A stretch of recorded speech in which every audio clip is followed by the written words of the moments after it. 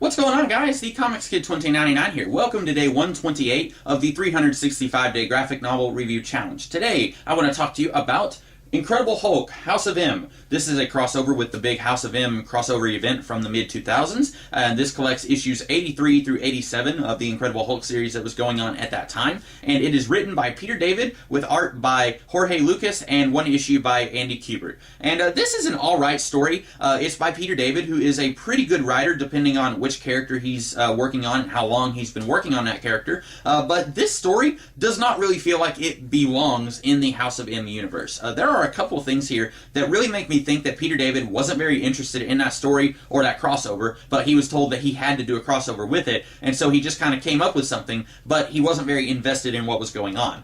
For example, the House of M universe is a universe where Magneto took over worlds sometime in the past, and mutants are considered to be first-class citizens, and human beings are, depending on which book you read, they're either willing to live with mutants as long as they do not try to make themselves equal to or above mutants, and then everything will be fine, or they're hunted down and they're killed by mutants, like I said, depending on which series you're reading. And this feels really weird because you've got mutants like Exodus, Pyro, and the Vanisher, and they are in Australia trying to murder some human beings, and then they are working with other human beings trying to hunt down these human beings that they're hunting. And that's really weird and inconsistent. I don't buy that any mutant in the House of M reality would work with humans to hunt down other humans, especially these three mutants who are portrayed as being even more zealous than Magneto in trying to kill all the humans off. It feels really strange that we have humans working with the mutants in this reality. It feels like Peter David just was only half interested in the House of M reality, and so he was coming up with this idea that doesn't really work in the House of M reality at all.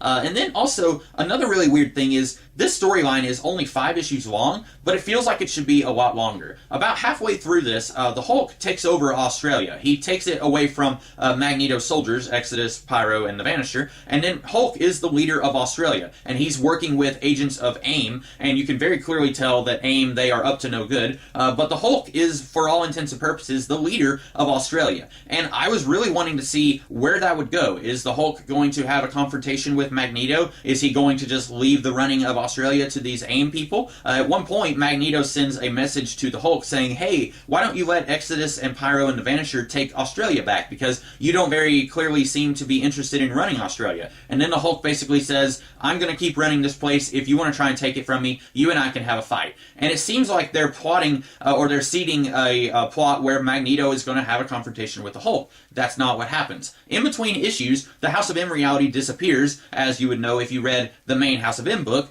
and then we have everything goes back to normal in the following issue. Hulk wakes up in bed with this woman who's part of AIM, and then he goes and meets the Aborigine who was tutoring him and mentoring him in the House of M reality, and then, spoilers, by the end of the book, Hulk decides that he is not going to stay with the Aborigines as he did in the House of M reality. It's really weird that Peter David is setting up this story where the Hulk takes over Australia, and then he is betrayed by AIM, and then maybe he's going to try and figure out what AIM is up to, and he's going to try and turn the tables on them, and then he's also going to fight Magneto. This story is setting up all of that, and then it just throws it all away so that we can go back to the normal reality after House of M is over with. This feels like it should have been like 2 or 3 issues longer, and we should have stayed in the House of M reality just a little bit longer before jumping back to the 616 reality. And I don't know if he was told he only had 5 issues to do this. If that's the case, then I think he should have had Hulk take over Australia a little sooner than what he did. As is, it feels like Peter David was building something really epic here, and then he cut it short by about 1/3. It's really strange. It's kind of sloppy in the way that it's written, and I hate to say that because quite often I really like Peter David's work. There's some really good stuff here. I really like that there are other bad guys in the House of M reality other than the House of Magnus. That's something really neat here that I'm sure we've seen in some of the other House of M books, but for the most part, most of the House of M books, Magneto and his allies were the bad guys.